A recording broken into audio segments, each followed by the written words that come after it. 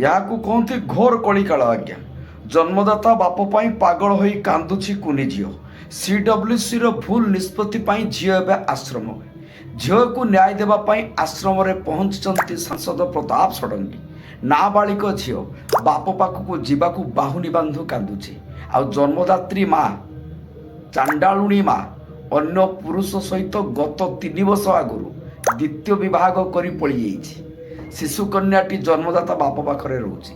तेबे झील को निज पाखक नवा रखापी जन्मदात्री माँ जी अन्य पुरुष सहित बह कर 3 वर्ष है अलग रोचे आज्ञा से चाइल्ड हेल्पलाइन ठार अभियोग कर आसुची मते मो छुआ को फेरई दियो। मो छुआ को मो पाखरे रखी किंतु मो प्रथम स्वामी पाखरे मु रही ना। मार अभियोग अनुसार सीडब्ल्यूसी झील को एक कन्याश्र रखा पर झील कांदुची बापा पाखर रही।